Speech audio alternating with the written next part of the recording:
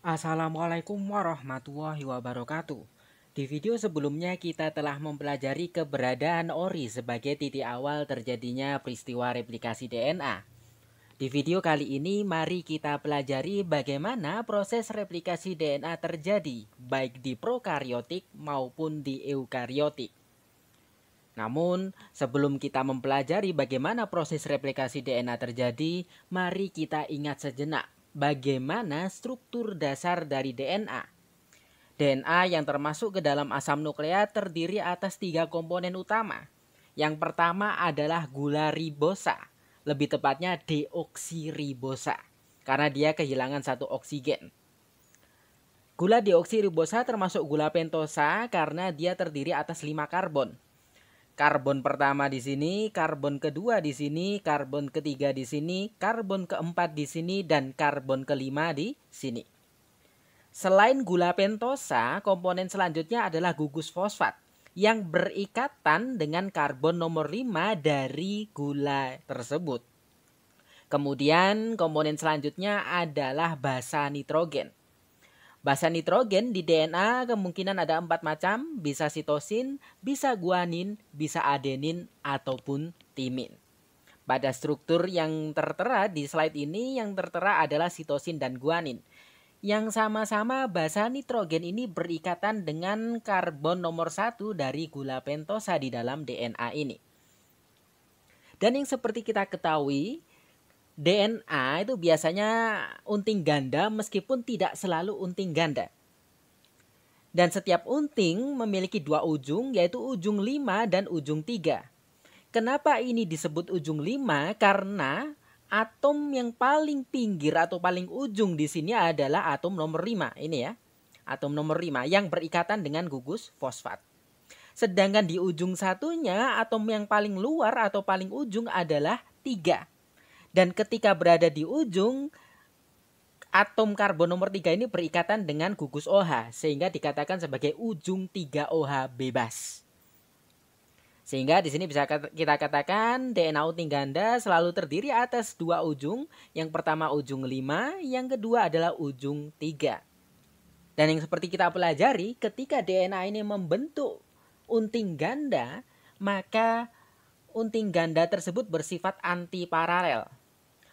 Unting yang pertama 5 ke 3, sedangkan unting yang kedua 3 ke 5. Jadinya misalkan di sini ujung 5, maka unting kedua di sini ujungnya 3. Kalau di sini ujung 3, maka unting pasangannya ujung 5. Saling berkebalikan arahnya.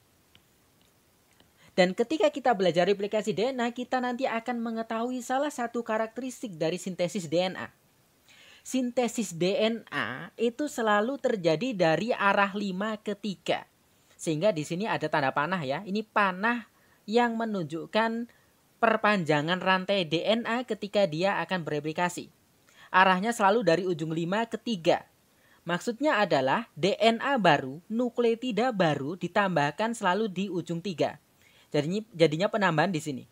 Nanti kalau ada tambahan lagi, ditambahkan lagi di ujung 3. Tidak pernah ditambahkan di ujung 5. Sehingga gambarannya seperti ini. Ini ada nukleotida baru, nanti akan bergabung untuk memperpanjang rantai DNA ini.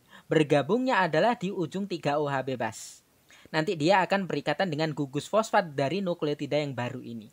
Sehingga rantainya semakin memanjang dan di sini muncul 3OH bebas lagi. Begitu ya. Kenapa? Karena DNA polimerase atau enzim yang berperan mensintesis DNA itu salah satu syaratnya adalah membutuhkan 3OH bebas. Begitu ya. Enzim itu kan membutuhkan substrat yang spesifik. Nah, salah satu substrat yang dibutuhkan oleh enzim DNA polimerase adalah ujung 3OH bebas. Sehingga dia hanya bisa menambahkan DNA baru di ujung 3OH bebas. Nah, kalau kita belajar di video sebelumnya, replikasi DNA itu selalu terjadi di ori, titik awal terjadinya replikasi. Dan ori yang paling terkenal adalah ori C. Ori C itu dapat kita temukan di bakteri ya. Dan di video sebelumnya kita telah mempelajari karakteristik unik dari ori C adalah dia memiliki 2 daerah yang saling berulang. Ya, daerah pertama yang berulang panjangnya 13 pasangan basa berulang 3 kali, dan daerah kedua yang berulang adalah yang berpanjangnya 9 pasangan basa dan berulang 4 kali. Dan yang seperti kita singgung di video sebelumnya, kedua daerah itu berperan ketika replikasi DNA dimulai. Yang pertama adalah ketika replikasi DNA dimulai, terjadinya kan di ori terlebih dahulu. Nah, daerah 9 pasang basa yang berulang 4 kali ini sebagai tempat pelekatan protein DNA. Jadinya di E. coli, di bakteri, replikasi DNA itu diawali dengan penempelan protein DNA. Penempelannya di daerah yang panjangnya 9 pasangan basa ini yang berulang 4 kali ini. Kemudian DNA lainnya akan berkumpul sehingga di sini terdapat puluhan DNA. Awalnya hanya 4, kemudian diikuti oleh DNA yang lain. Dan ketika sudah ada puluhan DNA yang datang, daerah ori ini membengkok, melingkar seperti ini. Begitu ya. Nah, setelah melingkar seperti ini, daerah berulang satunya yang panjangnya 13 pasangan basa yang berulang 3 kali ini mulai membuka untingnya. Kan ini melilit ya, unting ganda ya. Nah, ini unting gandanya mulai dibuka di daerah yang 3 kali pengulangan ini. Yang kalau di video sebelumnya kita katakan di daerah ini kayak AT rich. Setelah itu akan terbentuk replication bubble, gelembung replikasi. Nah, ketika membentuk gelembung replikasi ini melibatkan enzim DNA helikase. Nah, ini kan DNA-nya double helix, unting ganda. Istilahnya double helix. Yang membuka double helix ini nama enzimnya adalah DNA helikase. Dan kalau kita lihat di sini, ketika DNA helikase datang, ini diikuti oleh DNAC, protein DNAC. Jadinya protein DNAC ini menempel di DNA helikase. Nah, ini proses yang terjadi di awal replikasi. Diawali dengan penempelan protein DNA, kemudian diikuti oleh puluhan DNA yang lain, protein ya. Kemudian pembukaan di daerah sini, lalu diikuti oleh penempelan protein enzim DNA helikase, yang DNA helikase tersebut juga ditempeli oleh protein DNAC. Nah, setelah membentuk replication bubble ini, gelembung replikasi ini, maka sintesis nukleotida akan terjadi. Nah, ini ya, ini kan sudah dibuka. Dan kalau kita belajar di model semi konservatif, model yang mampu menggambarkan proses terjadinya DNA, setiap unting ini akan menjadi template, akan menjadi cetakan untuk unting baru. Nah, sekarang kita ambil salah satu. Lalu kita letakkan di sini. Ini kan ada 2 ya, kita ambil salah satu. Misalkan ini ujung 3-nya, ini ujung 5-nya. Ini DNA yang baru dibuka untingnya. Dan sekarang waktunya sintesis nukleotida. Namun seperti yang saya singgung sebelumnya, sintesis DNA itu melibatkan DNA polimerase, khususnya DNA polimerase 3. Itu nama enzimnya. Dan enzim ini membutuhkan ujung 3-OH bebas. Permasalahannya ketika DNA ini dibuka, ini hanya menyediakan template, tetapi tidak ada ujung 3-OH bebas, sehingga DNA polimerase tidak akan menempel di daerah replication bubble ini.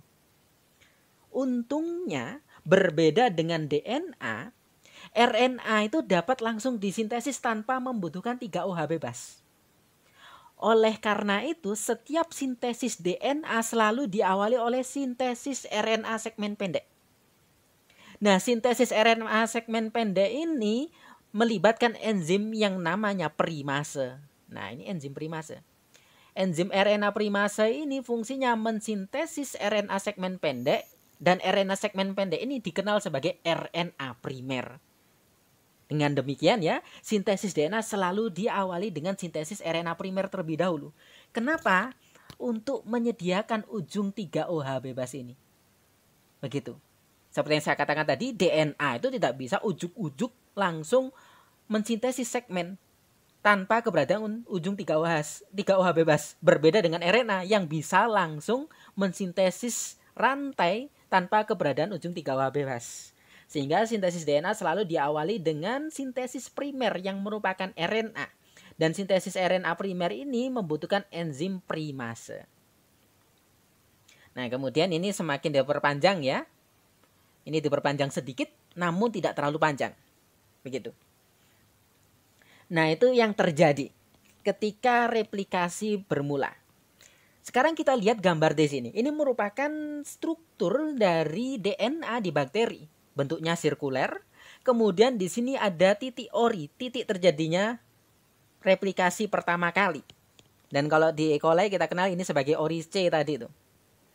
Dan ketika replikasi terjadi, terbentuklah replication bubble, gelembung replikasi. Dan gelembung replikasi ini akan semakin membesar seiring replikasi berjalan. Dan ingat, replikasi kebanyakan di bakteri dan di eukariot itu replikasinya bersifat dua arah. Titik orinya di sini, namun replikasinya ke dua arah, ke kanan ori dan ke kiri ori. Kalau ini ke atas dan ke bawah. Dan kita lihat setiap gelembung replikasi itu selalu memiliki dua ujung. Dan dua ujung ini kita kenal sebagai gelembung replikasi. Sehingga kita katakan replikasi itu bersifat dua arah.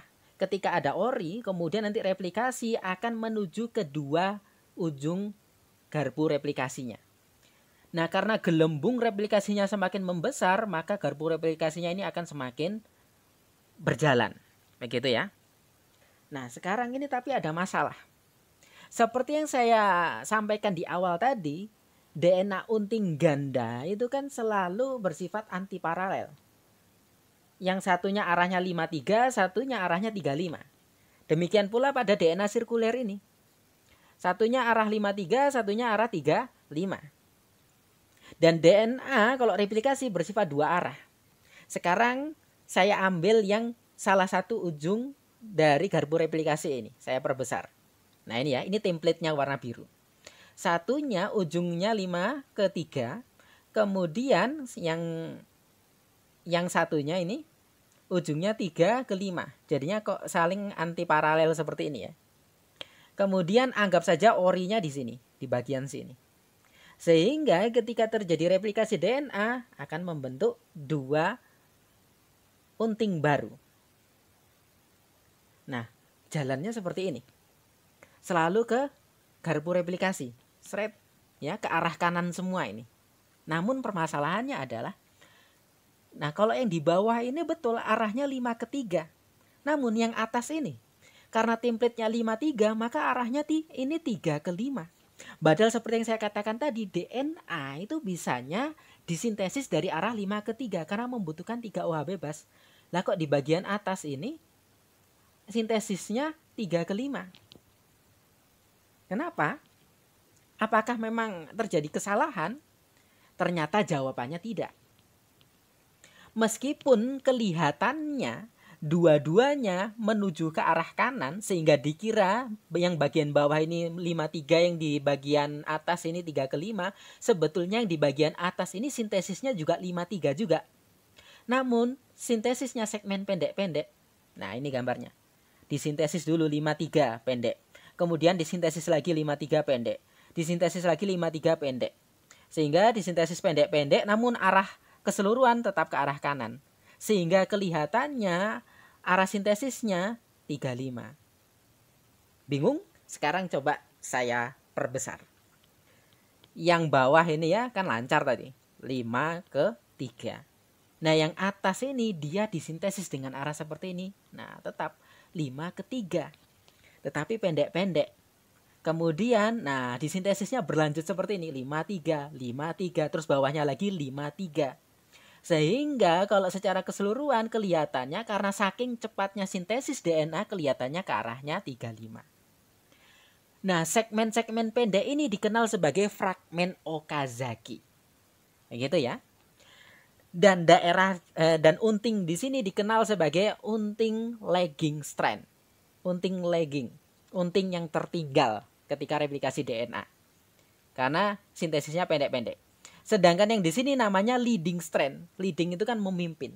Begitu ya. Jadinya ketika kita belajar replikasi DNA, ada yang berperan sebagai leading ya. Ada yang berperan sebagai lagging. Sintesis fragmen Okazaki itu terjadi di lagging strand, lag ya. Lag itu kan agak terlambat. Begitu. Kemudian di sini kan segmen pendek-pendek tadi yang dihasilkan. Nah ya, segmen pendek, segmen pendek, segmen pendek. Sehingga di sini ada celah. Nah, celah ini nanti dihubungkan oleh enzim yang namanya DNA ligase sehingga celahnya hilang. Nah, ini ya, dikatakan di sini melibatkan DNA ligase. Gambaran sederhananya seperti ini. Ini fragmen Okazaki pertama, fragmen Okazaki kedua, di sini masih ada celah. Kemudian nanti ini akan ditempel oleh DNA ligase sehingga nanti sempurna. Nanti tidak ada celah seperti ini. Begitu. Nah, sekarang yang menjadi pertanyaan adalah seperti yang saya katakan tadi, setiap sintesis DNA itu selalu membutuhkan primer. Karena DNA tidak bisa langsung disintesis, dia butuh 3OH bebas. Karena di sini sintesis DNA-nya berulang, pendek-pendek ya, maka setiap sintesis fragmen Okazaki ini membutuhkan primer sendiri. Jadinya di sini ada primer terus membentuk fragmen Okazaki, kemudian di sini ada primer terus sintesis DNA membentuk fragmen Okazaki kedua. Di sini ada primer sintesis ya, kemudian membentuk fragmen Okazaki ketiga, baru nanti ditempel oleh ligase. Sehingga kalau kita perjelas gambarnya seperti ini. Ini misalkan DNA template-nya. Kemudian ini anggap saja di lagging strand. Maka di sini nanti akan terbentuk fragmen-fragmen Okazaki. Nah, sehingga di sini ada lebih dari satu primer yang disintesis. Primernya ini diberi warna hijau, ya. Nah, primer ini disintesis oleh DNA primase. Kemudian setelah terbentuk seperti ini, primernya sedikit memanjang. Setelah primernya sedikit memanjang, barulah DNA polimerase 3 datang untuk melakukan sintesis DNA. Tadi mohon maaf ya, misalkan tadi saya salah mengatakan RNA primase, yang betul itu DNA primase. Jadinya yang mensintesis primer itu namanya DNA primase. Kembali ke sini ya. Setelah primernya diperpanjang, kemudian DNA polimerase datang untuk melanjutkan sintesis DNA. Karena di sini sudah tersedia 3OH bebas. Nah, sintesisnya selalu dari arah 5 ke 3. Nah, yang jadi pertanyaan, loh, kita ini sintesis DNA.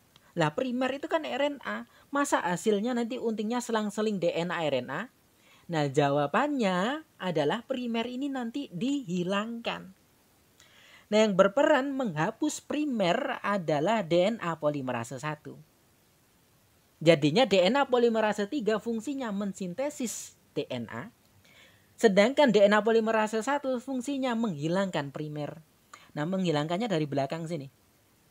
Ya, jadinya dia nanti datang ke sini, nah primernya dihilangkan sedikit demi sedikit. Nah, sehingga RNA primernya habis. Lalu di sini masih ada celah. Nah, celah inilah nanti yang akan ditempel oleh DNA ligase. Sehingga di sini membentuk unting baru yang semuanya terdiri atas DNA dan tanpa celah. Begitu.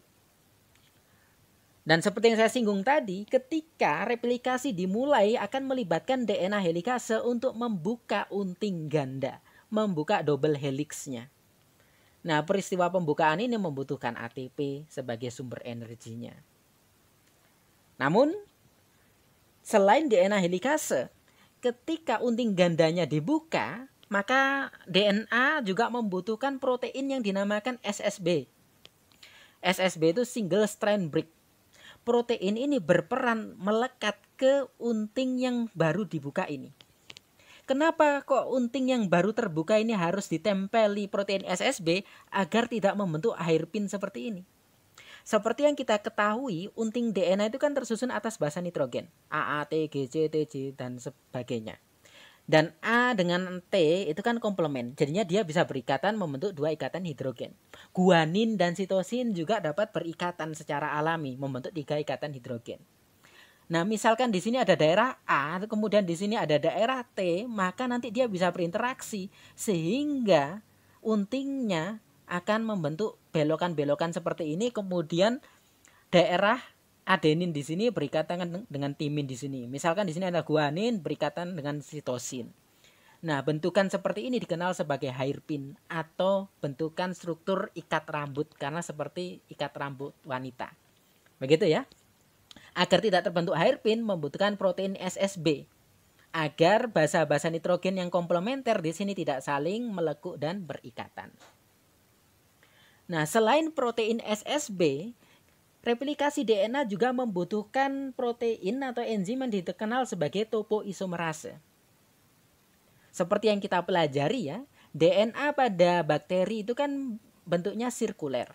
Dan ini kan ini kan unting ganda, double helix. Saling melilit seperti ini. Dan seperti yang kita pelajari tadi, ketika replikasi terjadi, terbentuklah gelembung replikasi. Nah, sekarang bayangkan kita mempunyai tali seperti ini, sirkuler, kemudian salah satu lilitan ini kita perbesar. Kalau lilitan ini kita perbesar, maka di daerah sini akan bulat seperti ini.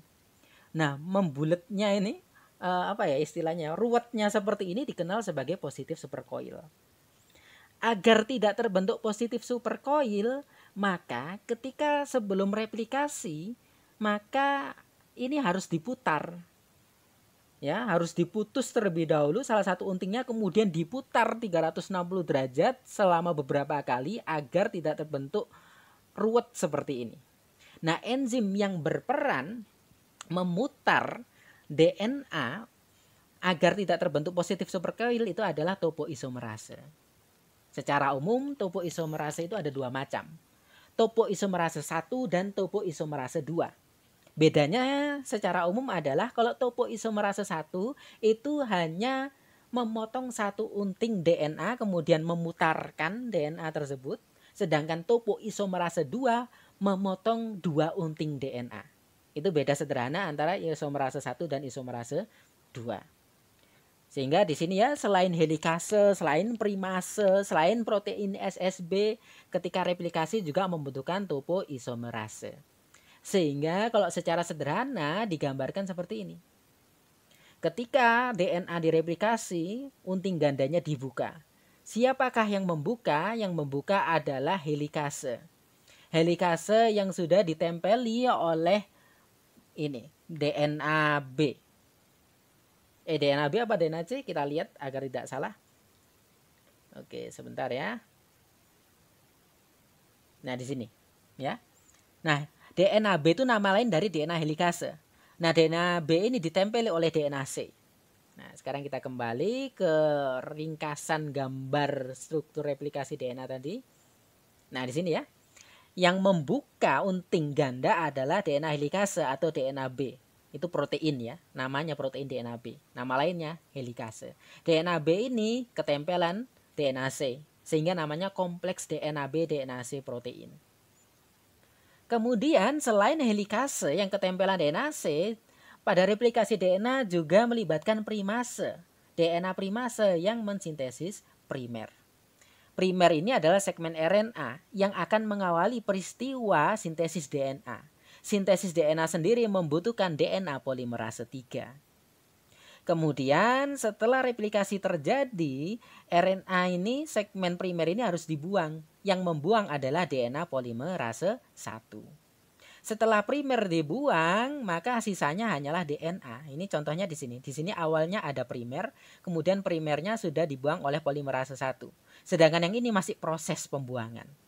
Sedangkan yang ini masih baru proses sintesis DNA, masih belum selesai. Ini masih berjalan sintesis DNA-nya. Nah, setelah primer dibuang, maka ada celah. Celah ini nanti akan ditempel oleh ligase. Nah, di sini dikenal sebagai lagging strand.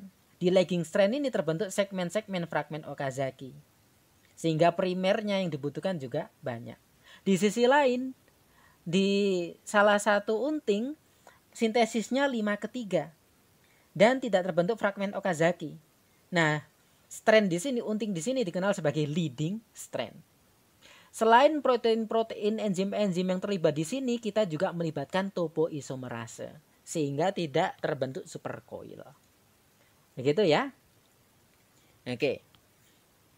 Nah, seperti yang kita pelajari, ini merupakan gambaran dari peristiwa replikasi pada prokariot. Ingat ya, prokariot itu DNA-nya berbentuk sirkuler. Kemudian di sini ada origin of replication, tempat sintesis DNA atau replikasi DNA dimulai. Kemudian ini kita lihat gelembung replikasinya semakin membesar Dan tentunya replication fork-nya, ujung replikasinya berjalan terus, sehingga akhirnya DNA sirkuler ini membentuk 2 molekul baru. Dan bisa kita lihat, satu DNA sirkuler milik bakteri itu hanya memiliki 1 ori. Nah, di sisi kanan ini merupakan skema dari DNA milik eukariot. Ingat ya, kromosom di inti sel eukariot itu bentuknya linear. Dan di sini bisa kita lihat, ternyata pembeda pertama antara replikasi di eukariot dan prokariot adalah kalau di prokariot orinya cuma 1, hanya 1. Sedangkan pada eukariot, khususnya di kromosom di inti selnya, ori di 1 kromosom itu bisa lebih dari 1. Bisa banyak ya. Ini yang digambarkan hanya 2. Jadinya kalau kromosom bakteri hanya 1 ori per 1 kromosom, sedangkan di kromosom inti sel pada eukariot ori dalam 1 kromosom bisa lebih dari 1, bisa banyak. Selain itu bedanya juga kalau pada eukariot kita juga mengenal keberadaan nukleosom. Kita ingat ya, jadinya di kromosom inti sel eukariot DNA itu meliliti histon. Nah, histon yang dililiti oleh DNA ini kita kenal sebagai nukleosom. Nah, ketika replikasi terjadi, nukleosom itu harus dibongkar. Setelah dibongkar, setelah membentuk unting baru, nukleosom baru harus dibentuk lagi. Sehingga laju replikasi pada eukariot tentunya lebih lambat daripada prokariot. Begitu ya, laju sintesis DNA-nya lebih lambat. Kenapa? Karena pada eukariot juga melibatkan pembongkaran dan pembentukan nukleosom baru.